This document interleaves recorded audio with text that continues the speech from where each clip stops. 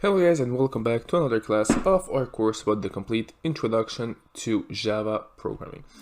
So in today's, basically in the past few classes we talked about many things, and we talked about conditions in basically Java and how to write down different operators that can be used for logical purposes, as well as writing down conditions. And today what I want to talk about is the if function or the if statement, and basically all the other derivatives of the if statement. So basically the else and the if else statement as well. So today we're going to have a little theoretical class and see a little bit how the code works around those this function and these statements that are in this function. And then we're gonna practice it as the same way that we did for operators and other elements in this course. So let's start. All right, great. So first thing that we need to understand about the if statement, this is the first part of the if function, the if statement. So basically where it's used. So what I wrote right there is the if statement is used to execute a certain line of code if a certain element is true. So this is how it works basically. Here is an example of code. So if we have a certain condition and if it's respected, if the condition is respected, a certain line of code will appear. So the main purpose of the if statement is basically writing down conditions. So let's say, for example, I'm writing down my function, and I want to write down something really basic. So let's say, for example, if a certain variable is equal to yes, I want to return something. So in this case, so how exactly it can be used? For example, we can ask a certain user, "Hey, do you want to eat?" If the user answers yes, if yes is true, basically yes or no, and if yes is true, so the user answers yes, you want to return, great, let's have a pizza. So basically this is the basics of the if function. So just the first part is actually just this. So we have if condition. So if a is equal to 1, for example, I will return a certain line of code. I will return great, or another line of code, or an operation, or anything else.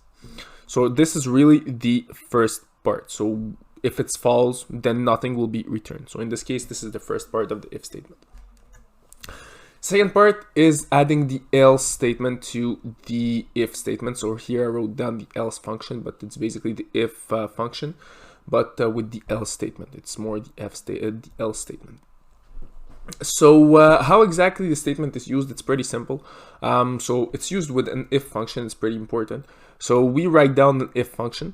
So if the condition is respected, we return what the if statement asks. So basically it's right there. So if we write down our condition, if the condition is true, we will execute the code that we will have on this line of code.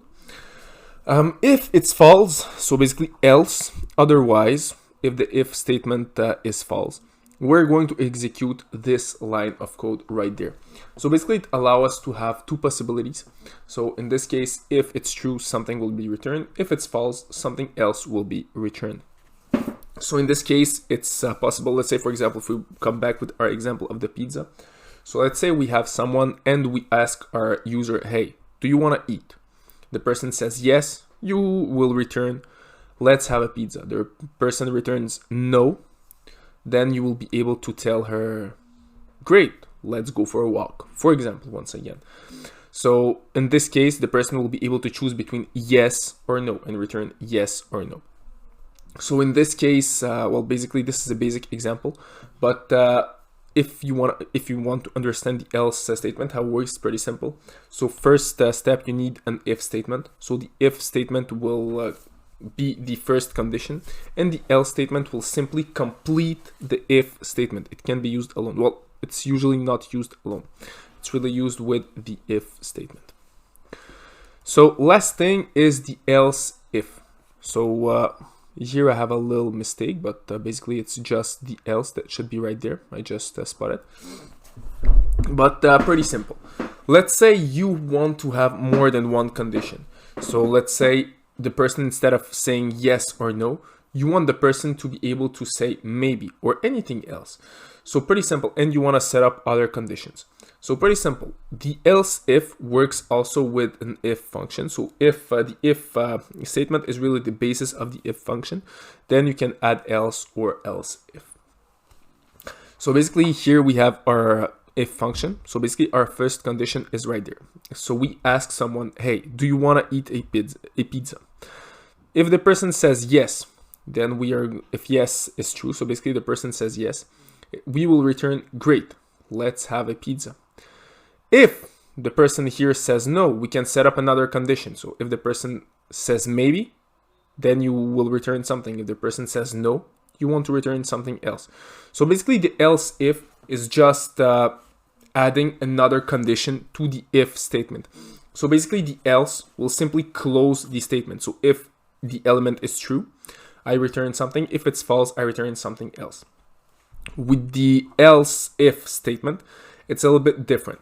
So if the statement is true, I want to return, well, basically I just recreate another statement. It's just another if statement. So if the if statement is true, I return what's here. If it's false, I create another statement. So basically I create another statement. So this was false. So okay, then I want to verify if another statement is true. So basically, did the person say no? Well, if the person said no, I want to return something. If it said maybe, I want to return something else. And basically the else if statement will simply allow us to continue our if statement and add conditions in order to verify if the person, well, in order to basically adapt to our user, if you want to say it this way. So this is really the theory of all this. So once again, there is a little mistake. So if we read what I've just wrote there, so if a certain code is respected, so if the condition is true, executing this code. Else if the condition of the first statement is false and the condition of the second statement is true, executing this code. So we have true or false. So basically if here the condition is false, we want to execute this code. And here, let's say there is just the else, so not else if the condition of the two elements right there is false, or both statements is false, executing this code. So yeah, there are some mistakes right there, but no big deal. So basically, the else if want to go like really simple, if is really the starting point. So you start out your condition, you start out with the if statement, basically to write down your if function, and at the if statement, you want to really write down your condition. If you want to add more conditions, you will use the else if. If you want to close everything, you will simply use the else function, the else statement, sorry. So basically, if it's the starting point, else if is if you want to add other conditions, and the else statement is really to close everything up and adding one last condition. So we're going to practice it a little bit in the next class, just to be sure that you guys understand it, because in theory it's a little bit complicated to understand, but you'll see it's not that complicated when we practice it. So that's it for this class, guys, and see you all in our next class.